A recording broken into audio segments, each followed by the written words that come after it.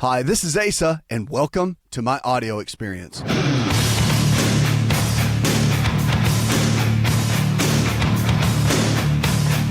the body can get sick, it can also get well. It's about living your potential. That's what this show's all about, because we all have potential. The question is, are we tapping into it? Are we living the lifestyle and the life that we were designed to live? We were all given a gift, and that's this life. Remember that the odds were against you being born, and you were born. That right there is amazing. And that right there is a gift. And that's what sets you apart from everything, is that you were given this gift of life. So what are you doing with the life you've been given? It's about reaching your potential. It's about getting to the next level. It's about making an impact with your health and with your life. 888-283-7272 is the phone number. Lines are open. You can give us a call. And don't forget, go to the website, asarx.com, and you can send us an email. We'll make it part of the show. Or if you want me to answer in private, I'll be glad to do that as well. Whatever you prefer, we're here for you. So whatever you're struggling with, we want to talk about it. We've got providers that can help you all around the country, no matter where you are. We've got a provider that can dig their heels in with you, whatever you're struggling with, whatever your condition is, and handle it the way that we talk about here on the show. Let's talk about hip pain a little bit. I want to kick off with that and start into that a little bit, because there's 5 common causes of hip pain, specifically in women. And hip pain can result from wear and tear, overuse, and a few other causes. So couple types of chronic hip pain that we look at and can see is because it has a lot of different causes. The diagnosis first, though, you got to figure out if it's your hip. So the American Academy of Orthopedic Surgeons said hip pain is often felt in the groin or outside the hip, directly where the hip joint ball and socket is located. So that's where you kind of feel that. And the causes of hip pain in women can be different. When a female patient comes to see most doctors complain of hip pain, they consider the patient's age, build, and activity level.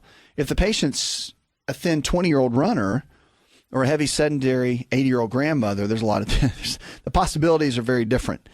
So you have to start thinking differently depending on what the conditions are. Arthritis can be the first thought. Chronic hip pain in women is often due to arthritis, particularly osteoarthritis, which is the wear and tear that affects people as they age. The ball and socket joint starts to wear and tear out. So arthritis pain is often felt in the front of your thigh or in the groin because of the stiffness and the swelling inside that joint. That's where you get a lot of the pain. Hip fractures are another one. You got to think about that. And that comes with age, right? So the 20-year-old runner is probably not going to have that kind of condition. But, nevertheless, hip fractures are a big deal. And anyone with osteoporosis, which is decreased bone density, right? The bone's not as thick and hard as it needs to be. Symptoms of a hip fracture include pain when you straighten, lift, or stand on your leg. And also the toes on your injured side will appear to turn outward, a sign that can aid your doctor's preliminary diagnosis. So you'll kind of have the toes and the foot will flare out to the side. Hip fractures are a pretty big deal. Okay, tendonitis and bursitis, these are other ones that are not as impactful, but they still don't feel great. So many tendons around the hip connect to the muscles in the joint, and these tendons can easily become inflamed if you overuse them or participate in strenuous activities. One of the most common causes of tendonitis in the hip joint, especially with runners, is IT band syndrome. Iliotibial band is a thick span of tissue that runs from the outer rim of the pelvis to the inside of your knee. Another cause of the hip pain in women is bursitis. So if you deal with hip pain at all, there's a lot of reasons why, and there's a lot of ways to take care of it. So we're talking about another area too, and this mimics hip pain, which is really, really interesting, but it's called hernia. And if you've ever heard of a hernia, it's where there's of course, in the groin area, there's a femoral and inguinal hernia. These are always referred to as sports hernias. They can cause anterior frontal hip pain in women and men, by the way. Pregnant women can be susceptible to the inguinal hernias because of the added pressure on the wall of their abdomen. Now, gynecological and back issues are another big issue. Hip pain in women can have a lot of gynecological issues. And depending on your age and other health issues, the pain in your hip could be coming from some other system. Endometriosis is another one. Now, with the endometriosis, which the uterus lining grows somewhere else, can cause pelvic tenderness, which some women describe as hip pain. Pain from the back and the spine can also be felt around the buttocks and the hip. Now, sciatica, which is a big, big deal. This one hurts. This is one that you need to watch out for. But sciatica is a pinched nerve, typically affects one side of the body and can cause pain in the back of the right or left hip, rather. So that one is quite the challenge, and we see that a lot, especially in clinical practice. Treatment for the hip pain depends on the diagnosis. So it's all about the diagnosis. Remember, it's inflammatory in nature. It's wear and tear unless there's some kind of injury. But excessive weight, the obesity issue we have right now, 70% of Americans are overweight, 40% are obese. Like, it's a crisis. It's beyond a crisis. As long as I've been doing this show, I'm amazed at the fact that the obesity rates have increased. Like, I thought for sure, as much as we know and as much as we're educating between television and radio and internet, like, we would all kind of get it and get excited and really change our health and lifestyle choices, but we're just getting fatter. It's crazy. Nevertheless, I'm on a mission. I want to see people live their potential. So that's why we're here. Okay. Even if people still struggle, that's why we're here. You need a voice that can help carry you through all this. Really makes a difference. 888-283-7272 is the number. Lines are open. You can give us a call or go to asarx.com. Visit us at the website, and we can help you.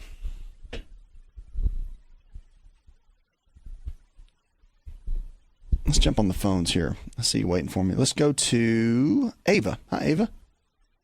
I am 46 years old, and over the past year and a half, it's gotten to where I am just as tired when I wake up as when I have gone to sleep. I usually kind of bottom out around 4 o'clock each day, and I'm getting 8 to 9 hours of sleep a night, so I was concerned. Yeah, the sleep issue, it's important. I mean, regardless of what anybody tells you, it's super, super important. You have to get sleep. And if you're not, and you're not getting the level of sleep that you feel like you need, if you're not getting in that deep REM stage of sleep, and you know when you are. I mean, if you're not dreaming at all, you're not getting into a very deep stage of sleep. So it's okay if you don't remember your dreams like vividly, but you kind of know if you dream or not. So if you're not hitting that stage, yeah, your body's not getting into a real deep stage of sleep. So I would encourage you, first and foremost, to look and see if you have any neurotransmitter, which are the brain chemicals, instability there. Because a lot of times with sleep, what you find is that it can be mineral deficiencies. Like, it could be something like calcium or potassium or magnesium, which is pretty common, by the way. But it also could be something neurotransmitter related. So if you just find that it's just imbalanced and you can't get there, that's probably what it is. The brain chemistry, like serotonin levels, even GABA, when those levels are off even a little bit, it can cause sleep disturbances.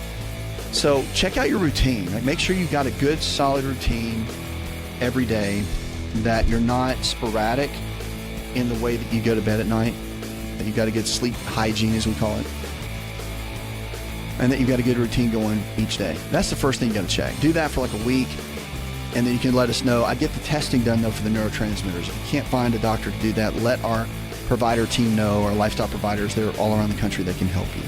Okay? But we're here no matter what. But sleep is a big deal, and I'm glad you reached out to us, okay?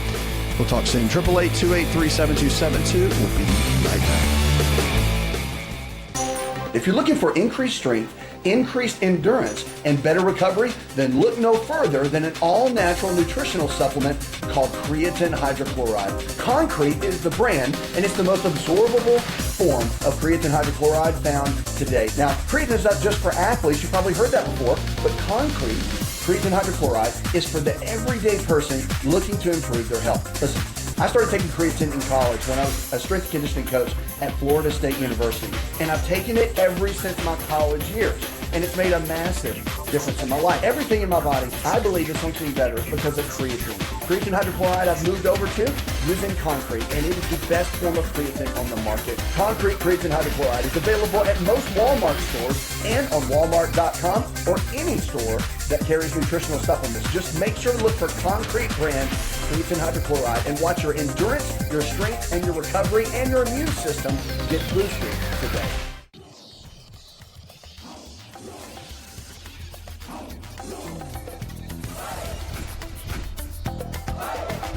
To find out more, connect with On Call Radio online at InShapeNetwork.com. Welcome back to the show, 888-283-7272. That's 888-283-7272. So glad you're with us. Go to the website, go to asarx.com. What about pain management? So pain management's a big deal. Like people that struggle with pain, deal with pain, it's a big deal. And I really want to jump in for just a moment and talk about it, because if you do pain management, it can be a highly challenging situation to be on these medications. But what about doing pain management without drugs? Have you ever thought about that? You're probably going, no. So pain management without drugs is possible. So when it comes to this, and you're looking at chronic pain, what can you do? Well, when chronic pain sets in, people immediately look for their medicine cabinet or rush to the drugstore, because the medication usually offers temporary pain management relief. We don't want pain. Like the two things human beings we avoid pain, but we create change in our lives due to one of two things: either pain, massive pain, or pleasure. And usually pain and fear will push us further into change than the latter. But nonetheless, I mean, that's how we're wired, and that's how our brains work, and that's how our bodies work. So when you're talking about pain management and getting relief from pain, of course we go to medicine because we don't want to hurt. Like, that's pretty simple, right? So acupuncture, there's some alternatives in pain management that I hope you'll consider. So if you struggle with pain management, or if you struggle with pain and you're in pain management, right? Look at some of these alternatives because they're really, really good. I'm excited about them. Number one is acupuncture. It's the oldest pain management technique in the world, Chinese practice of acupuncture. So it uses tiny needles placed in specific joints along the body to help alleviate chronic pain. And the other pain management that's really good, and by the way, a lot of insurance companies now are paying for acupuncture, and they're covering it with insurance. So that's a super important thing to understand, because, I mean, a lot of people, even Medicare has considered it. I don't know if it's completely gone that route yet, but I know it was considered. So pain management, along with acupuncture, is massage therapy. And therapeutic massage, extremely beneficial. So many good techniques, sports massage and deep tissue. But it offers a lot of benefits with chronic pain management. The deep tissue massage and some of the gentle techniques can help relax muscles, sore tissues, and ease chronic pain. One study in the Annals of Internal Medicine found that benefits of massage easing lower back pain for about 6 months or longer. It really does. It makes a big difference. Another one is physical therapy. So physical therapy teaches you how to gently move and stretch your muscles and work your joints to strengthen them, which can help alleviate pain. Unlike medication, physical therapy can actually help treat the underlying source of your pain, whether it's arthritis or another condition that can help. Physical therapy can also include water therapy, which is like working the muscles in the pool or whirlpool. And physical therapy also includes regular exercise and working with pain specialists trained in physical therapy, and can teach you the right way to exercise or alleviate pain, not increase it. So in a recent article in the Annals of Internal Medicine, it found that doing home exercises taught by physical therapists was more helpful for neck pain than actual drugs. Think about that. That's pretty cool. Hot and cold therapy is another big. When you're seeing the cryotherapy clinics now, have you seen those? So cryotherapy is where it's really, really cold, and the sub-zero temperatures, not sub-zero, but it's really, really cold. These low temperatures of the body, with what it does to the body, helps from recovery. So, but the heat and contrasted with the cold, hot and cold therapy can help quite a bit. And so the heat therapy boosts the blood flow in areas of the body due to pain due to inflammation, and it allows muscles to relax. So you can apply a heating pad or a heat wrap and then relax in a hot bath for pain management. Can soothe everything, really. The cold therapy, though, can be useful for pain management. It slows blood flow to a painful joint, so the swelling's reduced and the nerves aren't able to send messages as quickly for pain. So you can apply a cold pack or even do the cryotherapy. So we're talking about pain management, doing it naturally. You're listening to the ASA RX experience. Give us a call, 888-283-7272 to join in the show, or go to the website, go to asarx.com. So another one for pain management, we're talking about hot and cold therapy. We've talked about acupuncture. We've talked about massage therapy and physical therapy. But what about therapy for the mind? So anxiety, stress, and depression can all aggravate the pain cycle in the body. So it's important not to ignore the emotional side of your pain. So cognitive behavioral therapy, which can teach you how to manage thoughts and feelings of your body's physical response can effectively manage chronic pain. Biofeedback is another method that teaches you how to control your body's reactions to pain. So while hypnosis and deep tissue relaxation, they can help with pain management as well. Now, TENS treatment is another one. So electrically stimulating the area where the pain is localized, you can actually help alleviate it. So the electrical nerve stimulation, or a TENS unit, which has been used forever in medicine, but it really works, is the electrical stimulation technique most often used in pain management. It's a small device attached to the skin, and it sends electrical impulses to the painful area. Helps to reduce the pain.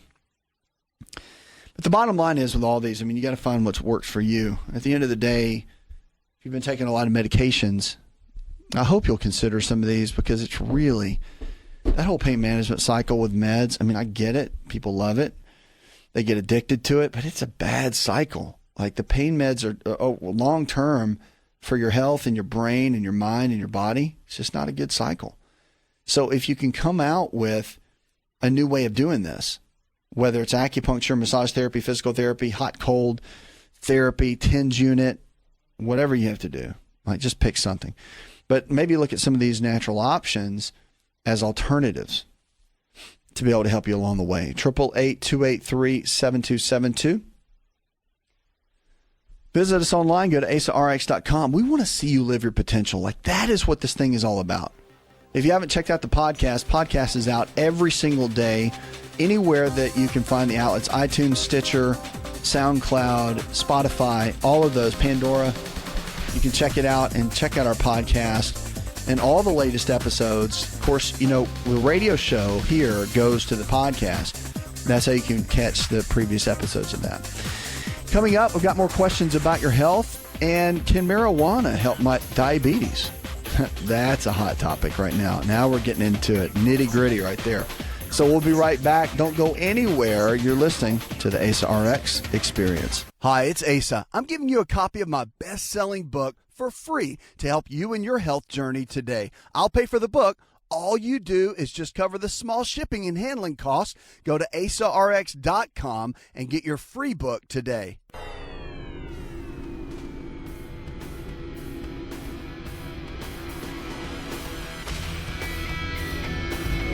To find out more, visit the show online, InShapeNetwork.com. Welcome back to the show, 888-283-7272. That's 888-283-7272. So glad you're with us. This show is all about helping you live your potential. I'm Asa, your host. Good to be with you as always. So we're going to dive in. Like, I'm just going to go ahead and deep dive in to this topic that no one wants to talk about, right? So, and when you say it, everybody freaks out because it's been taboo for so long. But I'm talking about marijuana and medicine. Like, and all my conservative folks are like, don't talk about the marijuana. Don't talk about the CBD. Don't talk about. Yeah, it's here. Like, so many states have adopted it. It's here, and it's a plant. So let's jump into it, okay? Now, I've never been a marijuana smoker. Like, I've never been into it. I mean, even in my day of youth, right, running around college and all that, I was just never a pot guy. Just never was. It's never my thing. So now that it's here in medicine and they've got studies behind it and we're really diving into this thing, I want to get into some of it because I think we need to know. Like, it's one thing just having an opinion about what we think, but it's another thing to jump into the research and look at it. So research and the risk, and so we're talking about marijuana and can it help diabetes? Because there's a lot of things that we know it can help, but what about diabetes? I think this is really interesting. Research is now on the benefits of medical marijuana for people with diabetes is preliminary. They're doing new studies on it. But research for marijuana for medicinal purposes is limited, and the FDA has not approved the drug as a standard of care. 29 states and Washington, D.C., have legalized medical marijuana. All right, 29 states. That's a lot. And that legalization has passed at a time when some research, which has mostly been observational and conducted by animals, links marijuana use to improved symptoms and outcomes, even associated with conditions like HIV, multiple sclerosis, chronic pain, and mental disorders. But what do researchers say about using marijuana to help prevent diabetes? Well, can cannabis really help prevent diabetes? That's the question. So the marijuana plant contains chemicals called cannabinoids, okay, and they have a wide range of effects, including increased appetite and diminished pain and inflammation.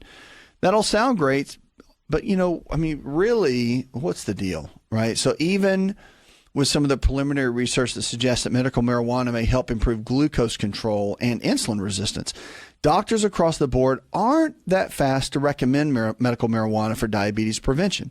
So that's because most of the studies have really not met the gold standard of what we use in the studies. So medical marijuana hasn't been analyzed in a large, randomized controlled study in which human subjects with type 2 diabetes actually used it. So such studies reduce the risk of bias in study authors and provide the most reliable evidence for what we have with what we call a cause and effect relationship between two factors. So in this case, it'd be medical marijuana and diabetes.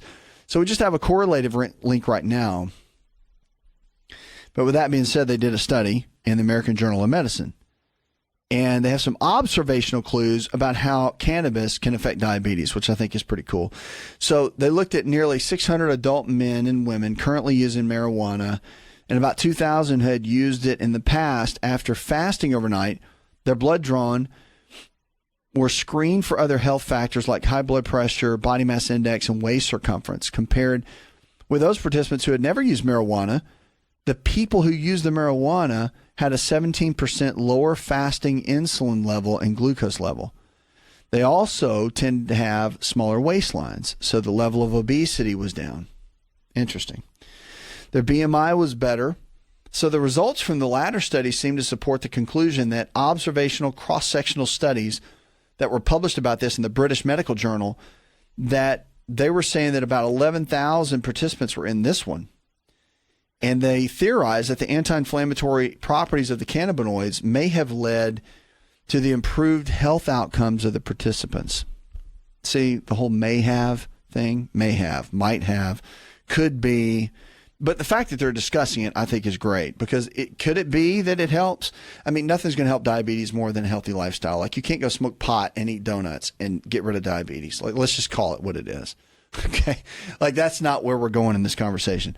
But the fact that it has some chemicals in it that can be beneficial for diabetes, I think is worth discussing, and it's worth talking about. So can it help control diabetes? That's a different topic.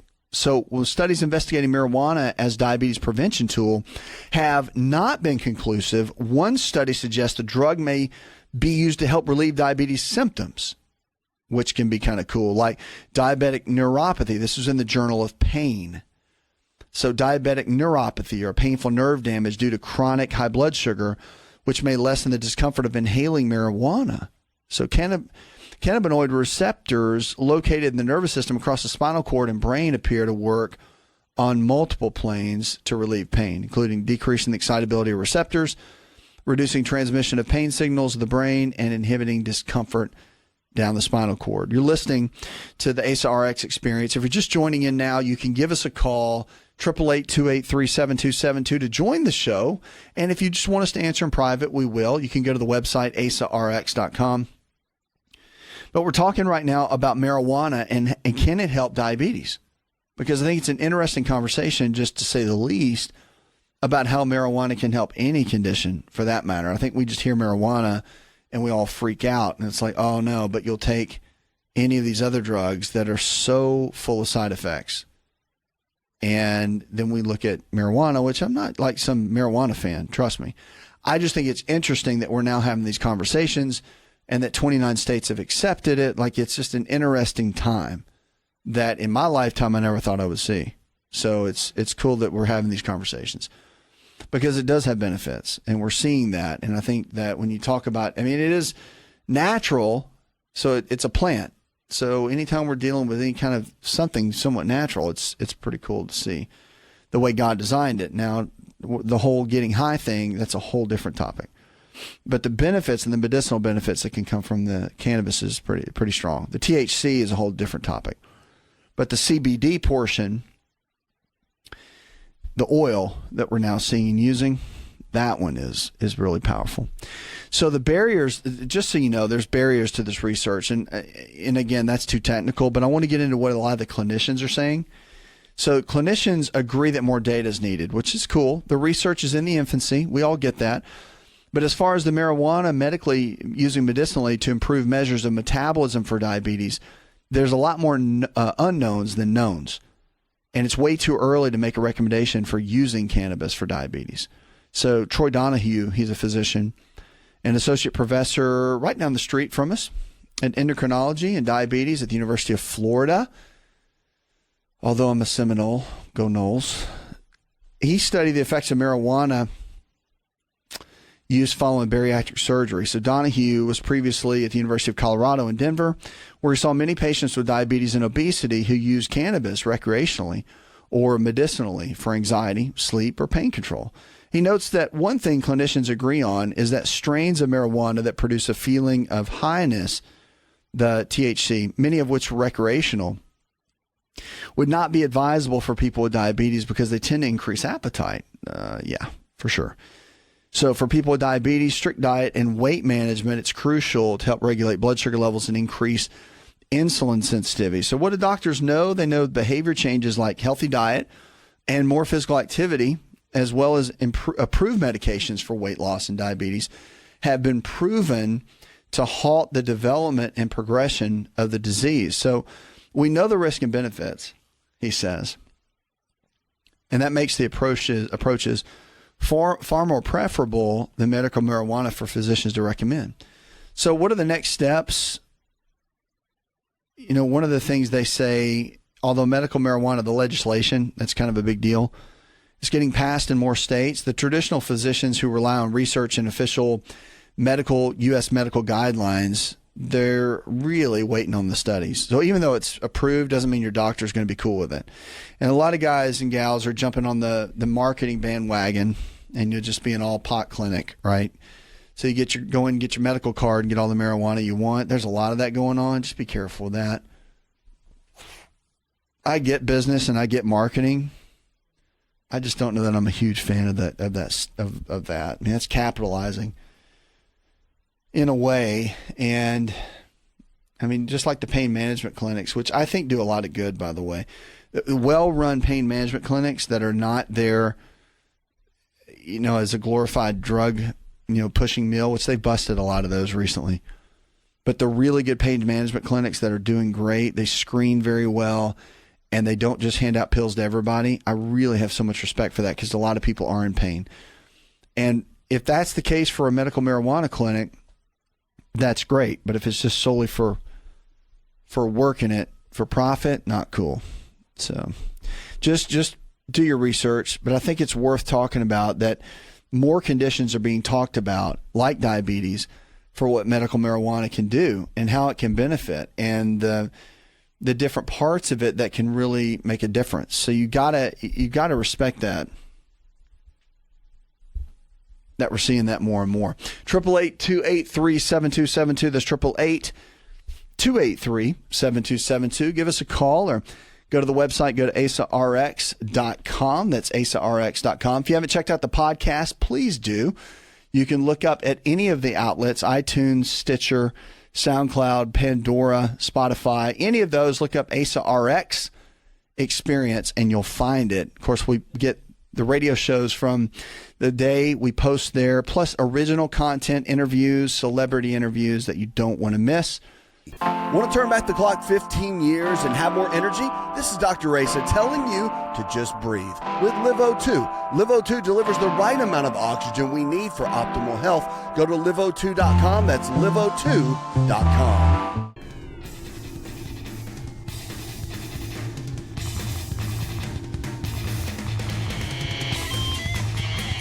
Connect with On Call Radio and watch On Call TV at InShapeNetwork.com.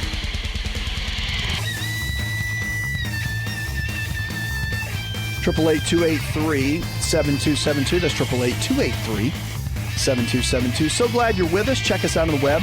Go to asarx.com. That's asarx.com. Listen, this show's all about helping you live your potential. I don't care who you are, where you come from. doesn't matter your color, doesn't matter your race, doesn't matter your age. You have an amazing gift inside of you. And you are designed to do something great in this world. You have a potential.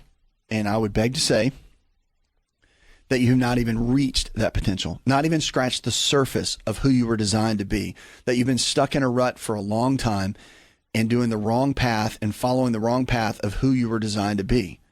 So it's time to make an about face. It's time to really get into a position where you can thrive. It's time to really get into a place where you can go in the right direction and head the right way and be who you were designed to be. That's what we want to see here on the show. And that's what you were designed to be. That's what we want to see for you more than anything else. So give us a call, 888-283-7272. At the website, I want you to go there, get a free copy of my book, and dive into it, because it will take you from where you are to where you need to be in your health. It will take you from A to Z in your health, and it will make a humongous difference. Yes, I said humongous difference in the way you live and everything about your life. It will take you literally from really, really not so great habits to great habits. It will take you out of health challenges into great health. It will, if you're already super healthy, it'll take you to the next level of healthy. Like it'll take you all the way around. So I encourage you to go there and check it out. Let's get on the phones and go to Alex. Hi, Alex. I can't say this word. It's fibromyalgia. I know that's not right, but you know what I'm talking about. I just hurt and ache and burn and tingle, and I'd like to know what would be good for this. Thank you so very much. You're welcome, darling. And let me help you on that. So fibromyalgia is one of those conditions that some doctors think it's a legit diagnosis, and it is a legit diagnosis. And some say it's not. Some say it's more mental than anything. And it's where the soft tissue, muscles for that matter, and the soft tissue of the body ache and they hurt. So, for example, you come up to somebody that says they that have been diagnosed with fibromyalgia, and they just ache. You grab their arm, and they just freak out. You grab their shoulder, and they're like, they scream because it hurts. And there's reasons for that. The pain receptors and the inflammation of the body is elevated. But then also you got low brain chemistry. A lot of times there's a significant correlation with low serotonin levels in the brain and the achiness that goes on with fibromyalgia and the pain, the chronic pain, and the consistent pain. So all that can play a big role. So all that to say, one of the things you got to look at is you really want to focus on cutting out inflammation in the body. Okay. So if you deal with that sort of pain, you got to look at your diet. If you're eating all kinds of foods and not really concerned about your diet, you probably got a lot of inflammation in the gut. If you got a lot of inflammation in the gut, you got a lot of inflammation in the body, period. That's just the way it goes. Now, the other piece to look at is your brain. So if you've ever taken antidepressants for anything, if you've ever gone that route of any kind of brain chemistry related issue or drugs or whatever, then that can play a role in this deal. It can play a big one, especially serotonin. Serotonin can play a big one and really be a game changer in it. So that's why somebody that has fibromyalgia, one of the first line treatments in medicine is putting that person on an antidepressant. And 90% of the time, a lot of the symptoms and pain goes away. It's like, what's up with that? Well, what's up with that is that the serotonin levels were low and they fixed that, and then the pain goes away and you had a neurotransmitter issue. It wasn't a pain issue. It's just how the body was exhibiting it. So a lot of things you can do to raise serotonin levels. First, though, you got to figure out, you got to get tested, okay? You need to get tested with your neurotransmitters, figure out which one's low, which one's high, which one needs to be stabilized, which ones are doing great, because you could eat certain foods that can affect one and mess up the other. You could build up one and have another one drop. So there's a lot of things you got to do to make sure that you're doing the right things when it comes to getting the right nutrition for the body. And the testing is so important. So you can eat certain foods for serotonin, like protein-rich foods, like turkey is amazing. And then, of course, your meats, like red meat, although I'm not a big fan of doing that all the time, but the red meat is really, really good for brain chemistry. It's good for depression. You can definitely get in certain vitamins and minerals. Pyridoxal 5-phosphate is great. Magnesium is really good, as well as your omega-3 fatty acids. And also, don't forget vitamin B3. B3 is big as well for the brain chemistry and building up serotonin levels. There's a lot you can do to make that happen. So I would encourage you in this challenge that you're facing, get your diet right, okay, doing the anti-inflammatory based diet, get the eating right, because the inflammation's got to go down, period. And then secondly, as you're doing that, get testing done for your neurotransmitters so you know exactly which one it is. And then there's a nutritional protocol. If you need that, just let us know. Get with one of our healthy providers that are in your area. They're all over the country, so we can get you with a provider that can help you figure out exactly what's going on inside the system for you. We can build a good game plan from there. So that is the ultimate key, really, when it comes down to it. Because the challenge is, in something like this, is to get everything balanced. And it's all about the research. It's about the tests. It's about knowing what's there and what's not there. 888-283-7272. We've got Samantha that sent an email in. She said she's from Washington, D.C., and says, I've been struggling heavily with low energy levels. I get up in the morning and I'm tired, and I go to bed really awake. What is that? Okay, that is classic symptoms of adrenal fatigue. Adrenal fatigue is one of those that we don't talk a lot about in healthcare and in medicine, but it is a real condition. And it's where the adrenal glands, which are the little stress glands that sit above the kidneys, that produce a hormone called cortisol. They also produce norepinephrine and epinephrine. But when cortisol is in DHEA, when they're off, then your energy levels are going to be off. And the more tired, as we call it, or fatigued the adrenals are, the less the body's going to work at its peak level. So getting some testing done for the adrenals is really important. But then there's also a lot of herbal remedies that can help, and a certain specific dietary plan, which I've got a whole webinar on that at the website, that will help you. Puts another hour in the charts. I want to thank our producers, Derek Allen, Mr. Fig, and John Garrison, our chief engineer. Go tell one person something you learned on the show. Together, we can transform the health of our friends, our families, and our communities. You're listening to the show that helps you live your potential. This is ASA RX Experience. Did you know you can listen to the ASA RX audio experience on Spotify and Pandora? For all the ways to watch and listen, check out our show page at asarx.com/experience. Hi, it's Asa. I'm giving you a copy of my best-selling book for free to help you in your health journey today. I'll pay for the book. All you do is just cover the small shipping and handling costs. Go to asarx.com and get your free book today. This episode is over, but check episode notes for links to products and services you've heard about on this episode. Thanks for listening and subscribing. Please share the ASA RX audio experience with others and stay in touch by giving us your comment or review.